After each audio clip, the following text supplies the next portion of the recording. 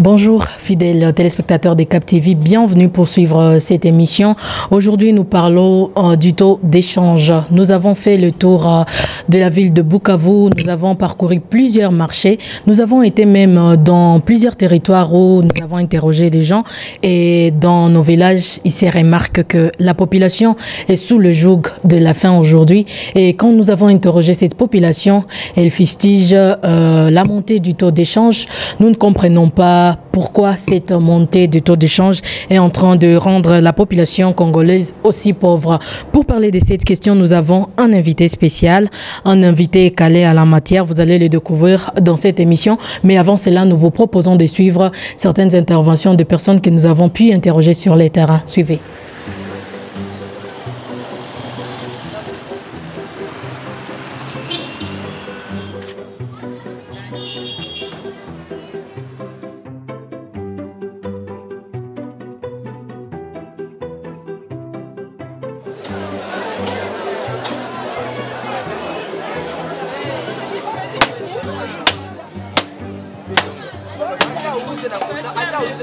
Ya maison hapa yo welcome kwa mwalimu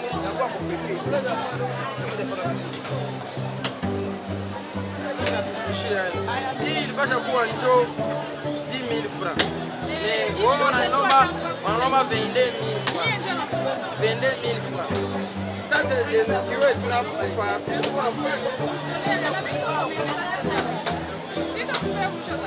mange kule nyo ni ngapi? Mange kwa ni 30,000 francs dolari. Dolari inakuwa sana. Dolari haisimamie fasi moja. Dolari tanto ikuwe ku 2250 to ifike 2300 mais inakuwa njala sana. Mange to deshaje kwa basi. Nyana tuwia ngulo. Difficulté yetu tunauza kwa dola kunosha mwafuko. Ndio problème. Na wewe personnellement ça kisi kazi yako kwa faa kuuzisha. Unaona sasa kisi ile dola kupanda ina ndio. Na mfamie kama kisi ya kumbea mama na watoto. Ndio. Dolari inatuwia kazi. Kitu tulikuwa nafaa tunapata kusan dolari. Sasa tunaanza changer mafra. Tunateseka sana. Mais tunapenda na shie dolari tushukie sana. Huko na shangao ndio langula biashara. Utalangula biashara ya $200. Tunausha mafra, tunalangula $1. Sasa tunataka tupate dolari tunalangula biashara. Vitu vinasumbua manake tunateseka. Tunashangala fasi kungifaidia $10 na 1,000 francs kuzia bunga watoto inakosekana. Ndio viongozi watusaidie sana, batushie dolari. Dolari inapanda bei sana. Taux d'échange inapotea sana. Leo utakutana vitu vya mingi vinapanda, haiko parce que bachuruzi wanapandisha metonjo inapandisha vitu vyote. Bei tukala ngulama kwa jana ni ile meto sasa ndio inapanda, utakuja tena sisi tunaiba mafuta. Tuko tunaenda uza, banatambile ile bei mesa tunasitia mafuta tunakutana tena vinapanda. Ndio tukatuma bakia mingi sana bako na zoea uza, hiyo vitu vinapanda. Tuko na expliquer vyote ke tonjo inapandisha vile vitu vyote. Mafuta tukenda na ngulama mbele mu 25, 24, mais leo unakia kutana juu ya to tukipiga kakile mwele to ya zamani. Unaweza kutana iko ma 35, $30 pale vinakotingesa. Na familia vile uko mchukuzi kisha mefoko kulisha familia. Est-ce qu'il y a alikuwa anarudisha sana nani? Ndio ile tunaona sasa kisimi hapa. Mimi nazuzisha au bankalo mama kuta au tena tena kitu fulani. Kisha sasa waende mimi na kukule batako budget tena wapane mafuta za mingi wale azile wa basi pa. Bila tunajali na kwa ya mingi sana. Ndio zile. Dada sitakudanganya, tunateseka sana na Kongomani tunateseka. Si hapa tuko kwanza bachuruzi ya pato ndogo, hatuna franka. Utakimbilia uende kufika utole makuta ya watu utumike nayo, franka ni kuhombaka tu. Sasa unauza vitu unasikia banakwambia $20. So nenda pana $20 banakwambia upane 45,000. Sasa ile 45,000 na wengine banakwambia 46,000. To ya dolari ilipanda. Unajiuliza sasa unaiuza. Sasa unakia kuujisha. Hii kigozi ya mchele tulikuwa tunausha kwa 1,000 francs. Leo kigozi ya mchele inakuwa 2,000 francs. Nani atakuzia? Uko natia vitu kumeza hapa haufungulaki haujishaki. Na uko na bezo ya kukula. tuko na watoto biko wanasoma. Ba mwalimu nabo habalali, na biko wanafukuza watoto kila siku. Kwa ya dolari kama ndio natusumbua hivi Mkongo, si batutoshe hayo. Tuko na franka yetu banduku, tutumike na franka yetu. Bali abagna ba komersa bakubwa benye banaharibisha hii mwingine. Aba ba komersa bakubwa ndio bafatane nabo. Gouvernement angalie bale batu.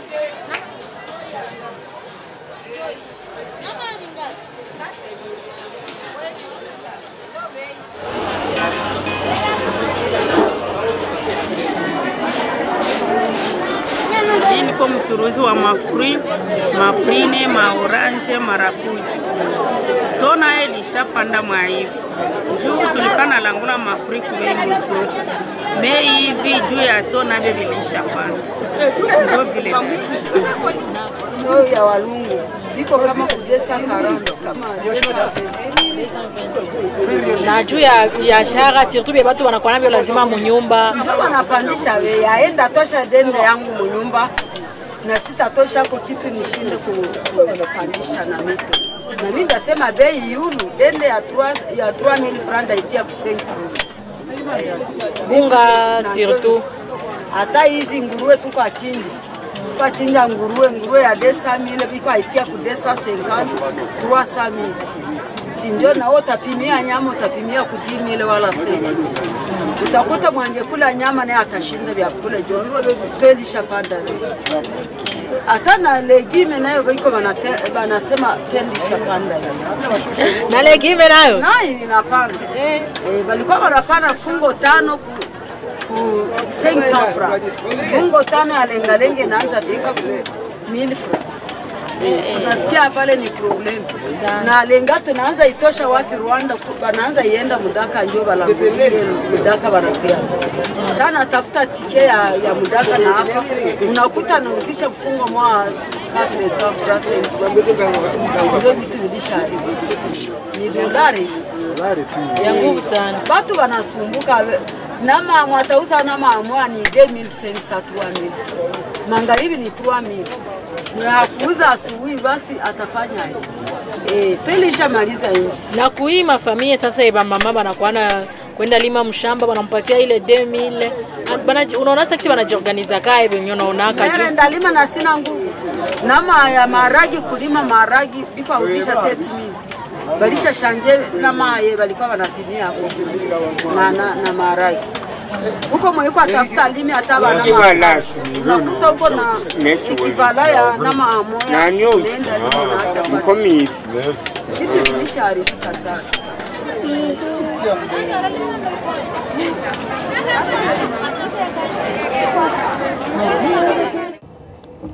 Et voilà donc, fidèles téléspectateurs, vous avez suivi pour parler de cette question du taux d'échange. Nous vous signalons en même temps qu'en fin de cette émission, nous allons parler un peu de l'adhésion de la République démocratique du Congo à la communauté est-africaine, East African Community. Notre invité va nous décortiquer un peu sur les avantages et les inconvénients donc, de cette adhésion de la République démocratique du Congo à l'East African Community. Bienvenue donc, messieurs. Présentez-vous à notre auditoire. Merci madame la journaliste. Donc, je suis Barthélemy Mponjo Bahati. Je suis de la ville de Bukavu parce que j'ai évolué ici. Et bien parce que j'ai fait toutes mes études ici carrément. Je suis diplômé d'études secondaires à l'Institut technique Fundi Maendeleo, à l'option secrétariat. Actuellement secrétariat de gestion. Ensuite diplômé en gestion financière de l'Université catholique de Bukavu. Et puis, j'ai poursuivi les études de 3e cycle, diplômé de master de spécialisation en transport et logistique et intégration régionale à l'Université libre de Bruxelles, où je continue toujours mes recherches doctorales sur les transports et l'intégration régionale. Et je suis également enseignant d'université au département de planification régionale de l'ISDER Bukavu et quelquefois un peu partiellement à l'UCB et à l'UEC Bukavu. Voilà. Merci donc, fidèles téléspectateurs, vous l'avez suivi. Voilà, c'est la personne qu'il faut, à la place qu'il faut pour parler aujourd'hui de ces questions houleuses. Voilà donc, messieurs, nous voulons comprendre ce que c'est le taux d'échange. Aujourd'hui, la monnaie, c'est pas tout le monde qui comprend. On est sur le marché de manière plus spécifique. Il n'y a pas longtemps, dans notre pays, le dollar s'est changé à $1 2000 francs. Mais aujourd'hui, il y a des différences chez les cambistes ou l'échangeur ici. Ils changent le dollar à soit 2100 francs, 2200. Et ceux qui font les commerces extérieurs, ils vont même jusqu'à 2300 francs. Nous ne comprenons pas. C'est la confusion totale et au marché, c'est le prix des denrées alimentaires surtout qui ont grimpé et la population se retrouve aujourd'hui dans des situations qu'elle ne contrôle plus. Nous voulons un peu comprendre qu'est-ce qui tourne par rapport à tout ça. Voilà. Donc, merci pour la question. Et tel que vous avez déjà dressé le portrait général, effectivement, il s'est observé une forte fluctuation du taux d'échange sur une petite période, de sorte que ça gênait fortement les économies des ménages. Et actuellement, on ne sait pas demain ça sera quoi, parce que ça continue à fluctuer. En fait, je parle ici de fluctuations plutôt que de hausses, parce qu'en matière de taux d'échange, il faut effectivement les préciser que le problème, c'est la fluctuation. Que ce soit la hausse ou la baisse du taux d'échange, en fait, toutes les deux situations-là sont problématiques. Voyez-vous, surtout, c'est d'autant plus problématique que lorsque ça s'effectue, cette fluctuation s'effectue sur une petite période, qui est le cas actuel que nous traversons pour le moment. Alors, pour expliquer cela, il faut d'abord dire que techniquement, il y a des régimes de taux d'échange. Nous avons le régime de taux d'échange fixe. Dans ces régimes-là, la question de fluctuation du taux d'échange ne se pose pas. Pourquoi? Parce que les autorités, ils ont un taux fixe bien déterminé. Et peu importe la situation de l'économie, eh bien, on continue toujours à changer la monnaie locale, ici les francs congolais, contre les dollars américains de manière fixe. Mais la situation qui est la nôtre, c'est que nous sommes dans le régime dit de taux d'échange flexible. Ce que le taux d'échange est déterminé par les forces des marchés, qui est en fait la confrontation de l'offre et de la demande du franc congolais contre les dollars américains. Effectivement, la situation que nous observons pour le moment, c'est que c'est une situation de tendance à la hausse du taux d'échange qui varie d'un moment à l'autre. Alors, ça signifie qu'en réalité, lorsque nous partons de la loi de l'offre et de la demande, de la monnaie étrangère qui est la devise américaine, ce que nous avons constaté que l'offre est à hausse par rapport à la demande. L'offre de quoi? C'est l'offre du franc congolais. La demande de quoi? C'est contre la demande du franc congolais. Alors, lorsqu'on offre les francs congolais, c'est pour avoir les dollars américains. Lorsqu'on demande les francs congolais, c'est pour avoir les dollars américains. Alors, la situation actuelle, effectivement, c'est dû à la hausse de l'offre du franc congolais sur le marché d'échange. Alors, maintenant, la question, qu'est-ce qui peut être à la base de la hausse de l'offre du franc congolais? C'est une question très complexe qui mérite toute une étude. Et jusque-là, je n'ai pas une étude empirique qui peut déterminer les facteurs qui peuvent être à la base d'une forte hausse de l'offre du franc congolais contre les dollars. Mais je peux, en tant qu'économiste, effectivement, émettre quelques hypothèses par rapport à la conjoncture actuelle.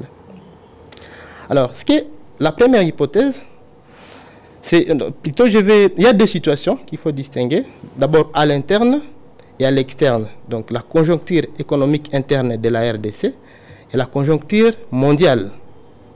Alors, à mon avis, du point de vue conjoncture mondiale ou internationale, les grands événements ou l'événement le plus marquant ces dernières années, c'est plutôt la guerre en Ukraine qui a été à la base des hausses du prix des énergies. En fait, les énergies, c'est un bien très très stratégique dans la consommation ou dans une économie. Et lorsqu'il y a hausse du prix des énergies, souvent, la tendance est que ces prix se répercutent sur les biens de consommation des ménages. Ça, c'est vraiment à l'échelle mondiale de la conjoncture internationale. Alors, comment est-ce que la hausse des énergies due à la guerre en Ukraine peut expliquer la hausse du taux d'échange? C'est tout ça la question. En fait, lorsqu'on voit l'évolution du baril du pétrole,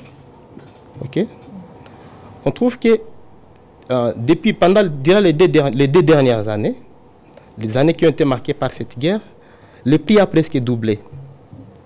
Alors qu'est-ce qu'il faut? Parce que généralement, nous importons les carburants ou les énergies et nous importons en devises.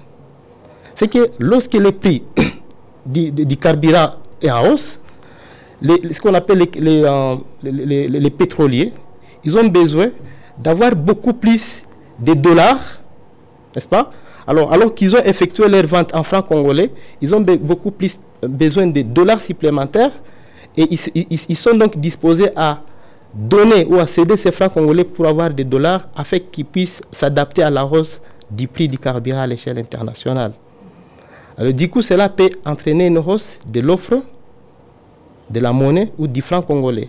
Pourquoi? Parce que j'ai dit, la facture du carburant est libellée en dollars, le carburant est vendu localement en francs congolais, on doit avoir beaucoup plus besoin de francs supplémentaires pour être en mesure d'acheter les barils ou le pétrole sur le marché mondial.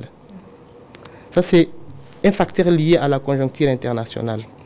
Alors, il y a une autre façon, effectivement, parce que souvent les pouvoirs publics essaient un peu d'intervenir pour qu'il n'y ait pas hausse du carburant.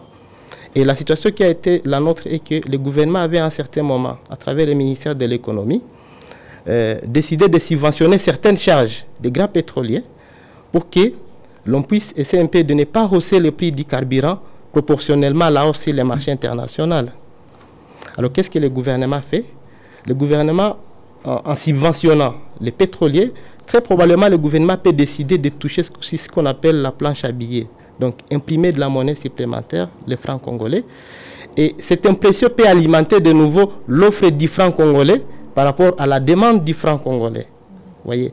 Et cela peut expliquer que finalement l'offre du franc congolais reste en permanence à la hausse.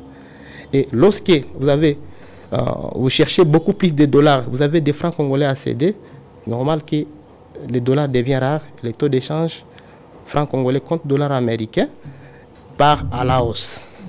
Et on peut se poser la question comme ce que nous avons récolté comme interview, ce que nous avons pu entendre, qu'est-ce qu'on peut faire pour essayer un peu de stabiliser, parce que c'est le petit Congolais aujourd'hui, si on peut le dire comme ça, c'est la population qui en souffre, alors que ceux qui vendent du pétrole, ce sont de grands importateurs. Eux, peut-être, ça ne touche pas trop à leurs économies, mais aujourd'hui, on est plus, on prend pas parti, mais on est plus du côté de la population qui aujourd'hui est en train d'en pâtir.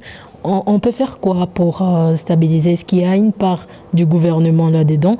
Est-ce qu'il y a une part du consommateur? Ou on aimerait bien comprendre ce qui peut être fait dans ces sens pour essayer un peu de stabiliser ces taux d'échange, ou alors uniformiser, parce que ça ne reste pas le même partout. Oui, alors, avant de répondre à cette question, qui est en fait une question de perspective, quand je m'expliquais au début, j'ai annoncé des facteurs, donc certains facteurs qui sont liés à la conjoncture internationale, mais également des facteurs à l'interne. Vous savez, ces facteurs à l'interne, moi, effectivement, à titre d'hypothèse, je suppose que c'est lié à la situation politique qui est caractérisée par la préparation des élections, principalement. Alors, la préparation des élections également suppose que c'est la CENI qui doit acquérir des équipements pour l'enrôlement, et ces équipements-là, ça s'acquiert à l'étranger. Donc ça s'importe, et là également ça peut expliquer que nous puissions encore rechercher de plus en plus les francs, plutôt les dollars américains. Vous avez des acteurs politiques ici chez nous qui sont en train de préparer leur campagne. Tout ce qui doit mobiliser comme logistique des campagnes, ça s'importe. Et du coup, ça peut renchérir la demande du dollar, et donc une offre supplémentaire du franc congolais, et à nouveau, ça peut conduire à la hausse du taux d'échange, donc parité franc congolais dollar américain. Maintenant, pour revenir à votre préoccupation, qu'est-ce qu'on peut faire pour stabiliser, compte tenu des impacts négatifs de cette situation sur les économies des ménages? Alors, il y a de nouveau des solutions. Une solution de long terme, peut-être une solution de court terme. Alors, généralement, comme solution à long terme, on dit que nous devons organiser notre économie de sorte que nous puissions importer moins de choses. Donc, réaliser une production sur le territoire national afin que nous puissions substituer ces importations par une production à l'interne. À ce moment-là, nous n'aurons pas besoin de francs congolais. Nous n'aurons pas besoin, plutôt nous aurons besoin du franc congolais, nous n'aurons pas besoin de devises parce que nous n'avons pas de biens enviés ailleurs. Mais je dis que c'est une solution de long terme. Pourquoi? Parce que ça demande, c'est un investissement qu'il faut faire. Si par exemple on doit investir dans l'exploitation du gaz méthane sur les lacs, c'est des ingénieurs en pétrochimie qu'il faut former, ça prend du temps. C'est des usines qu'il faut installer, ça prend du temps. Entre-temps, la population sera en train de souffrir. Donc, c'est une solution effectivement qu'on peut envisager à plus long terme.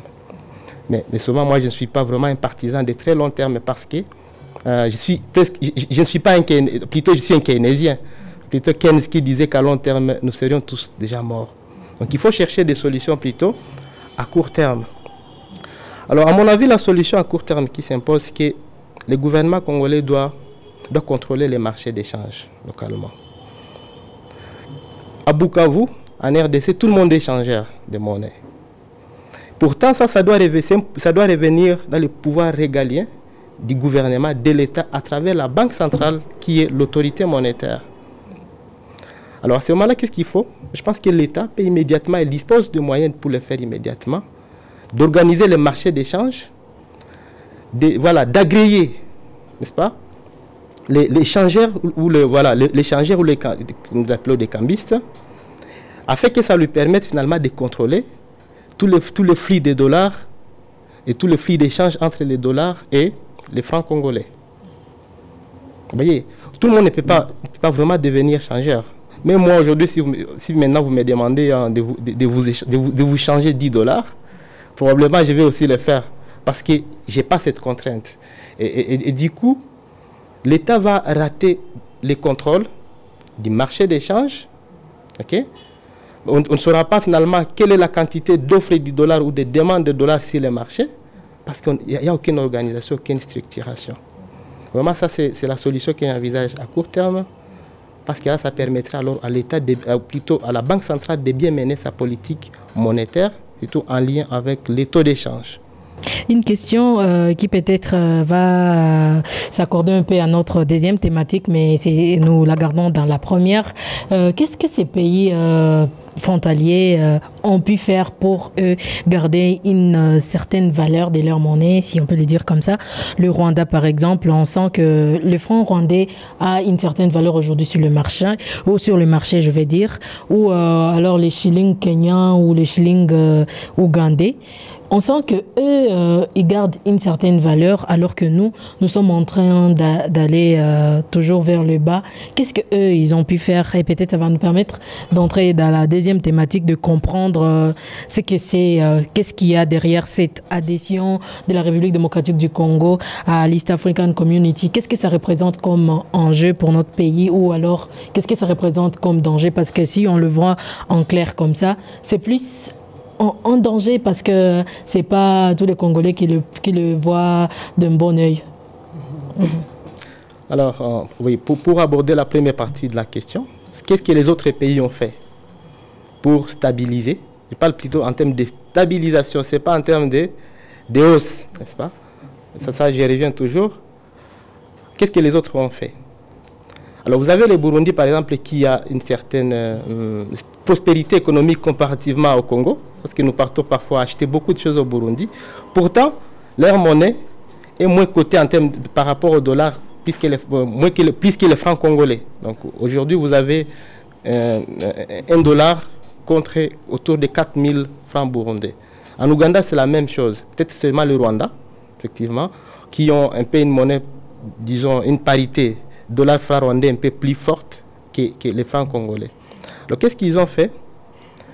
Je reviens sur ma deuxième proposition, n'est-ce pas? De court terme, le contrôle du marché d'échange. Ce qui est en fait l'autorité monétaire, qui est la banque centrale, ou toutes les banques centrales de ces pays-là, ils disposent de suffisamment de marge de manœuvre pour contrôler les marchés d'échange. Lorsque vous allez au Burundi, ou en Ouganda, ou même au Rwanda, à Kigali, vous pouvez avoir $10 000, vous allez mourir de faim, ou vous n'allez pas payer votre hôtel, parce que ce n'est pas tout le monde qui doit changer. Il faut vous rendre à un bureau d'échange agréé pour pouvoir avoir des francs rwandais contre les dollars. Vous voyez? Donc ça, c'est vraiment, moi, j'ai cité cette stabilité des pays de l'East African Community, pour ne parler que, au contrôle du marché d'échange par l'autorité monétaire qui est la Banque centrale. Et voilà, donc nous allons aborder notre deuxième thématique, parler de l'adhésion de la République démocratique du Congo à l'East African Community. Peut-être que dans vos recherches, vous vous êtes déjà penché sur la question. Essayez un peu de comprendre, ça faisait longtemps que la RDC appartenait à la communauté des pays des Grands Lacs, CPGL, qui comprenait le Rwanda, le Burundi et la RDC. Aujourd'hui, l'EAC qui est un peu plus large, qui comprend les Kenya, le Soudan, la Tanzanie, la RDC, le Burundi, le Rwanda. Qu'est-ce que ça représente? Parce que sur le plan même politique, si on peut partir de ces côtés, on sent qu'il y a beaucoup de choses, il y a beaucoup de non-dits, il y a beaucoup de choses qu'on ne comprend pas, il y a à la langue beaucoup de choses qu'on ne va pas contrôler parce que ceux qui ont présenté des statistiques de ce qui se passe du côté économique. Je donne un petit exemple même pour les œufs. La RDC importe, le Bukavu importe des œufs du Rwanda et ça représente beaucoup de choses.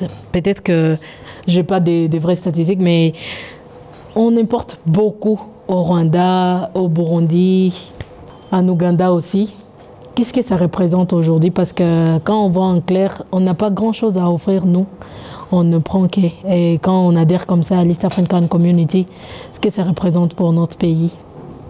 Ah oui, merci encore pour cette question. Évidemment, c'est une question qui fait de nouveau couler beaucoup d'encre au regard des questions de l'air. Surtout une question qui est revenue à la surface avec tout ce que nous avons comme trouble aujourd'hui et les accords ou des interventions de la communauté des États de l'Afrique de l'Est dans des questions de troubles à l'Est de la RDC, que ça fait émerger effectivement la nécessité d'avoir adhéré à cette communauté. Alors, il faut dire d'abord que c'est une communauté qui... c'est une communauté économique régionale qui est actuellement à la phase des marchés communs. Okay? En fait, dans ce qu'on appelle les zones de libre-échange ou des accords de libre-échange, il y a toute une hiérarchie qui part donc, effectivement des zones de libre-échange jusqu'au marché commun avec monnaie unique. Donc, avec l'Eastern African Community aujourd'hui, nous sommes à l'avant-dernière phase de l'intégration totale qui est le marché commun. Il ne reste que finalement du point de vue économique, de constituer une monnaie commune pour que ce soit vraiment une union. Donc un marché commun avec monnaie unique, à l'instar de la zone euro par exemple, qui ont l'euro pour l'ensemble des pays membres. Alors, est-ce que c'est un avantage pour la RDC? Est-ce qu'il y a des inconvénients liés à ça? Eh bien moi je vais dire que je vais aborder peut-être les avantages et les inconvénients qui est relatif à cette adhésion. D'abord, en termes d'avantages, je vais plutôt dire que ça dépend, les avantages ou les inconvénients dépendent de là où vous vous situez. Est-ce que c'est du côté des consommateurs ou c'est du côté des producteurs, de la production? Alors, du côté des consommateurs d'abord, j'ai dit qu'en tant que marché commun, on va lever tout ce qu'il y a comme obstacle relatif à des entrées de marchandises ou à des circulations de marchandises et des personnes entre les pays. Alors, si on lève ça, ça signifie que facilement nous pouvons nous rendre au Kenya ou en Tanzanie ou partout ailleurs dans les 6 pays, parce qu'ils sont 7 au maximum, et ne pas payer les droits de douane, ce qui peut affecter positivement les prix des biens de consommation ici à Bukavu et ailleurs, toute la RDC. Et ça peut constituer un avantage du point de vue des prix ou du point de vue des consommateurs. Maintenant, du point de vue des producteurs, en fait, l'adhésion ou l'ouverture à d'autres régions ou à d'autres pays, pour un producteur, constitue plutôt une concurrence supplémentaire. Désormais, un petit entrepreneur qui produisait des œufs ici, il doit faire face à la même concurrence ou à la même conjoncture qu'un Rwandais qui produit les mêmes produits, qu'un Kenya, qu'un Tanzanien. Alors si le producteur tanzanien a plus de compétitivité, eh bien il va écraser les producteurs congolais. Voyez-vous. Alors, mais est-ce que nous étions prêts? C'est la question qu'il faut se dire, que nous étions prêts à adhérer à l'East African Community, le Congo étant actuellement les cadets de cette adhésion. Alors personnellement, je pense qu'il y avait un peu de précipitation. Parce que, tel que je le disais, il y a une concurrence qui va s'ouvrir et vous devez vous rassurer que vous êtes suffisamment armé pour faire face à cette compétition qui devient régionale. Or, lorsqu'on voit de la RDC, comparé à ces autres pays, rien que si le plan infrastructure, prenons les infrastructures des transports qui constituent mon sujet chéri des recherches, vous vous rendez compte que la RDC est de loin derrière tous ces États. Aujourd'hui, vous ne savez pas déplacer une production depuis 50 km pour l'acheminer vers la ville. Alors qu'un Kenya qui vient de Nairobi a plus peut-être de facilité d'arriver sur les marchés à Bukavu qu'un producteur qui est sur 50 km. Pourquoi? Parce que les conditions des routes d'infrastructure sont difficiles. Aujourd'hui, nous avons un problème d'électricité. L'électricité constitue une charge énorme dans la production, dans les petits producteurs. L'électricité qui coûte énormément cher comparée à ces autres pays-là. De sorte que finalement, lorsque vous évaluez votre coût de production par rapport à un producteur des autres pays qui ont tous ces avantages liés à l'environnement économique de leurs États, finalement, nous risquerons d'être que des marchés, que des consommateurs. Et malheureusement, c'est une situation qui est un peu difficile à corriger lorsque vous vous intégrez alors que vous n'étiez pas préparé. Parce que celui qui a plus de compétitivité, il y a cet avantage qui s'accumule avec le temps, de sorte que vous aurez du mal à les rattraper. Ça a été démontré par des économistes en matière d'intégration régionale, particulièrement Krugman, qui avait fortement critiqué les projets intégrationnistes qui régnaient dans les années 80-90, en démontrant effectivement que lorsque vous vous ouvrez, alors que vous n'êtes pas prêt, le rattrapage de votre économie sur les autres pays qui s'ouvrent sur vous devient énormément difficile. Et ça a tendance à déstructurer tout ce qu'il y a comme économie locale au profit des autres pays de la région. Alors, je vais vous surprendre que, bien que nous sommes, par exemple, nous sommes membres depuis 2019, sur la demande du président actuel Félix Tshisekedi, c'est plutôt la Tanzanie qui avait émis la nécessité ou le vœu de voir la RDC dans l'Eastern African Community depuis 2010. Voyez-vous. Alors la question que vous pouvez poser, quel intérêt avait la Tanzanie à solliciter que la RDC puisse intégrer cette communauté, alors qu'à l'époque, en 2010, la RDC n'avait pas encore émis une demande? C'est effectivement, comme on l'a dit, entre États, il n'y a que des intérêts. La Tanzanie avait déjà fait ses calculs, avait constaté que la RDC constitue un grand marché et que dans des conditions actuelles, il n'y a pas une compétition locale qui peut faire face à aux entreprises tanzaniennes ou à la production tanzanienne. C'est comme ça que, même aujourd'hui, avant même que l'intégration complète ne soit effective pour la RDC, vous avez beaucoup de produits tanzaniens, par exemple, qui circulent au Congo et qui sont finalement devenus le quotidien dans nos ménages. Voilà. On est en train de cheminer vers la fin de cette émission, mais nous voudrions un peu avoir certaines recommandations que vous pouvez donner en tant qu'économiste pour essayer un peu de pallier à ces problèmes. Nous voyons du jour au lendemain des entrepreneurs qui s'élèvent ci et là, mais qui font face toujours à des problèmes qui freinent leur élan, surtout les taxes. Pourtant, c'est peut-être par l'entrepreneuriat qu'on pourrait essayer un peu de pallier, de remédier à cette question économique. Parce que quand on entend tout ça, il n'y a pas vraiment d'espoir là-dedans. Si rien n'est fait, effectivement, il n'y a pas d'espoir. On sent qu'on est tiré vers le bas, On ne sait pas comment s'en sortir. Y a-t-il des recommandations qu'on donnerait en tant qu'économiste, des recommandations qui pourraient être adressées peut-être à notre gouvernement, aux entrepreneurs qui s'élèvent pour essayer un peu d'élever notre pays, aller un peu plus de l'avant? Ok, merci. Alors ce que je vais dire, bon, nous sommes déjà membres, nous avons adhéré, donc nous avons déjà ratifié notre adhésion. Ok, on ne sait plus, peut-être pas reculer. Et je ne vais pas annoncer l'apocalypse par rapport à la théorie de Krugman pour estimer que nous serons toujours en retard. Mais je pense effectivement que ce sont les pouvoirs publics qui peuvent mener des politiques économiques pour essayer de rendre aussi compétitifs ou peut-être plus compétitifs les producteurs, les petits producteurs en majorité, congolais, par rapport aux producteurs ou aux entrepreneurs régionaux. Et qu'est-ce qu'il faut faire? Moi, je pense sincèrement que il faut protéger certains secteurs qui sont, je vais dire, fragiles par rapport à la concurrence. Vous voyez, comment on les protège? C'est d'appuyer effectivement ces entrepreneurs qui sont dans ces secteurs-là, par exemple en termes de subventions à l'entrepreneuriat, en termes de détaxation, donc on puisse retirer ou carrément supprimer certaines taxes, ok, en termes d'appui en infrastructure, ok, et voilà, donc par exemple s'il y a les coûts de l'énergie, on peut voir que dans quelle mesure, par exemple, on peut prendre cela en charge. Le gouvernement peut garantir à ces petits entrepreneurs, par exemple, de subventionner leurs coûts d'énergie. En termes surtout d'infrastructures, de transports, parce que tous ces petits producteurs, par exemple, agricoles qui sont localisés dans des zones qui sont actuellement enclavées, il faut que c'est l'État, celle qui est à mesure de débloquer suffisamment de moyens pour les rendre aussi compétitifs.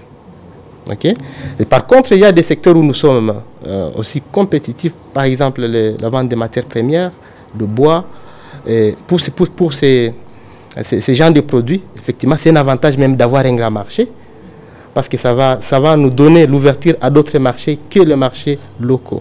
Je ne vais pas vous interrompre, mais sur cette question, il y a des secteurs où on est compétitif, comme vous venez de le dire, mais sur un certain point, ça représente comme un frein aussi, parce qu'on ne sait pas comprendre pourquoi ces secteurs, on est compétitif, mais on ne voit pas en quoi ça change. Et surtout, les régions dans lesquelles cela devrait représenter un atout, c'est des régions qui sont fragilisées. Est-ce que c'est... Bon, effectivement, je ne vais pas aborder la question dans le cadre de la théorie des complots. Donc, effectivement, il y a des hypothèses qui circulent, que voilà, il y a certaines parties du pays qui sont mises à mal, pour ne pas rendre compétitif, pour ne pas donner l'accès à ces espaces là-bas, parce qu'il suffit juste d'y donner accès. Et du coup, nous aurons la domination totale économique sur la région. Alors, je ne vais pas vraiment aborder la question dans ce sens-là, effectivement, parce que j'aborde les études au niveau régional. Je ne peux pas émettre une hypothèse de théorie de complot. Mais je pense qu'il appartient aux autorités congolaises, effectivement, d'assurer la sécurité sur l'intégrité du territoire national à travers la force publique. Former l'armée, déployer des moyens pour que finalement tous ces espaces soient accessibles et soient contrôlés par le gouvernement.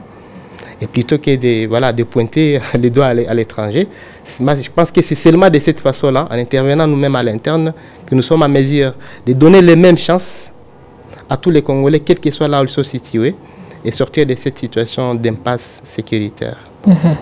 Voilà donc, fidèles téléspectateurs, c'est par ici qu'elle va prendre fin à cette émission. Vous l'avez suivi avec intérêt. Nous vous en sommes humblement reconnaissants. Vous avez suivi toutes les analyses nous données aujourd'hui par notre analyste Barthélemy Ponjo. J'espère que je n'ai pas mal prononcé le nom. Il est donc analyste économique. Il est professeur d'économie dans certaines universités de la place. Vous avez suivi avec intérêt. Merci et restez avec nous pour la suite de nos programmes.